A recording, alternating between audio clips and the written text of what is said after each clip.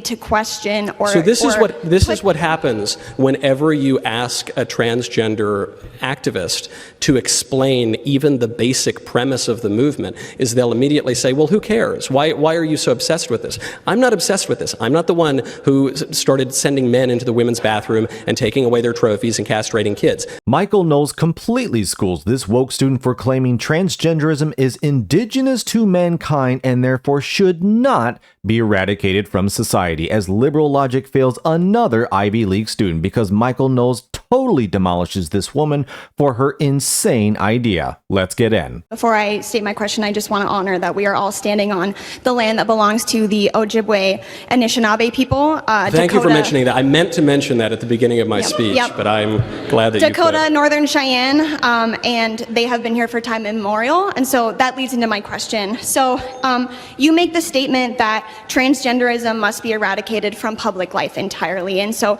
I'm going to ask you a question about that, but prior to that, I want to just state that for 5,000 years BC, Gala transcribed and androgynous trans priests of Sumerian goddesses have been around and noted.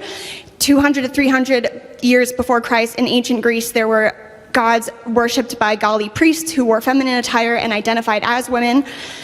Since we are standing on Anishinaabe land, Turtle Island, which is the nation that we live under, has I don't live under Turtle Island. Right, well, maybe you should read a little more indigenous knowledge books.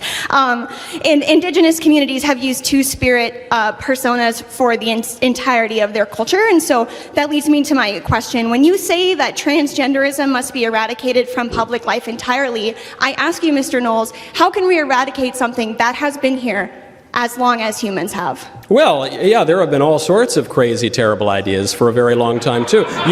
You're pointing to civilizations that committed human sacrifice, okay? You're saying that some ancient pagan tribe worshipped demons and therefore we need to castrate children. That's not a good argument. Yes, that's true. There were all sorts of terrible tribes. In fact, as recently as a little over 500 years ago, the Aztecs here in the Western Hemisphere slaughtered 80,000 people in a sacrifice to one of the demons that they worshipped within the span of 4 days. That's not a recommendation of doing that. I don't think that we ought to consider it. Though, unfortunately, in our increasingly pagan and liberal culture, we do commit human sacrifice to the tune of 800,000 babies a year sacrificed through abortion, and it would make the Aztecs blush what we do. But that doesn't make it the right thing. You refer to a notion that is increasingly popular on the left, which is the idea of the two-spirit among various indigenous tribes. That is not real. That is a contrivance of white liberals in America. There have been various conceptions of sex and gender for all of human history, but the idea of the two-spirited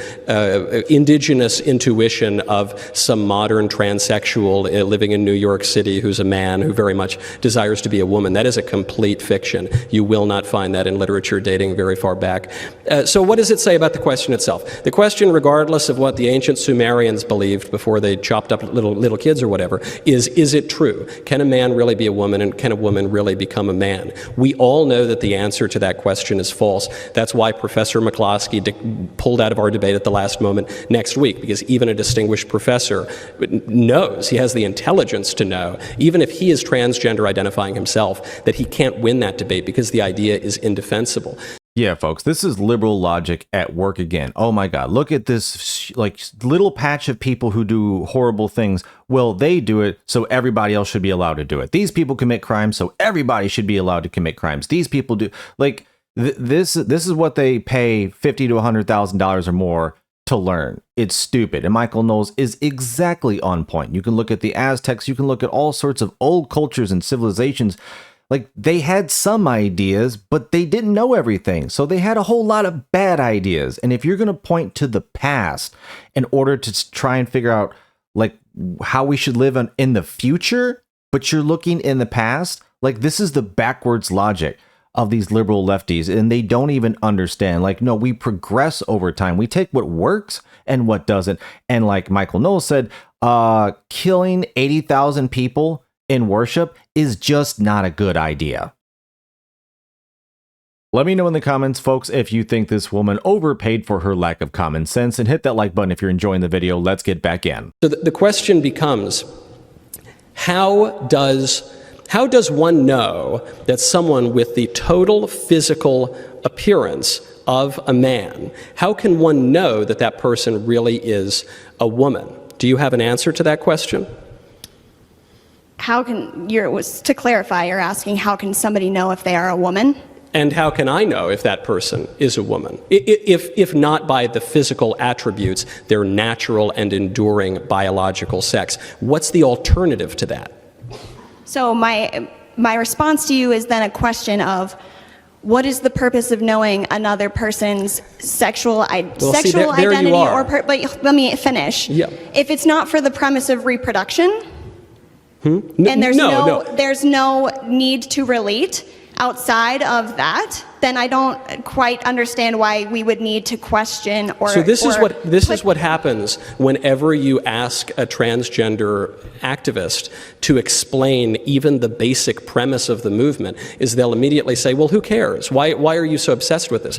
I'm not obsessed with this. I'm not the one who started sending men into the women's bathroom and taking away their trophies and castrating kids. I'm perfectly happy with the way things have worked for thousands of years. It is the transgender activists who are trying to upend everything. And so I think it is at least my right to ask the question, okay, what is the premise of your movement? But they always deflect from that. They always withdraw from the debate. They always try to change the subject because there is no answer. So you ask me, well, what's the purpose of, why do you even care? What's the purpose of knowing someone's biological sex? Well, for starters, because we have civil rights specifically for women in the United States. We have special bathrooms for women. We have special sports leagues for women. We have all sorts of special places and rights and privileges and that are for women that are not for men. So if now some men, people who at the very least appear to be men, are claiming a right to go into those women's bathrooms, then we either have to abolish all of the special rights and privileges that have existed for women for all of human history and are enshrined in our law, or they need to explain to me how those men are actually women.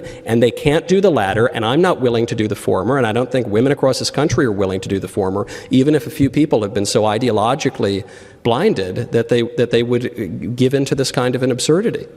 Yeah, like Michael Knowles said, I don't know a single woman in my entire circle that is willing to give up their bathrooms to men coming in pretending to be like women. I don't know a single one. They are not willing to give that up. And however you want to argue against transgenderism, if it's morally or ethically, religiously, practically, at the end of the day, when the rubber meets the road, there's no way to legislate it. There's no way to put it in writing and make it work.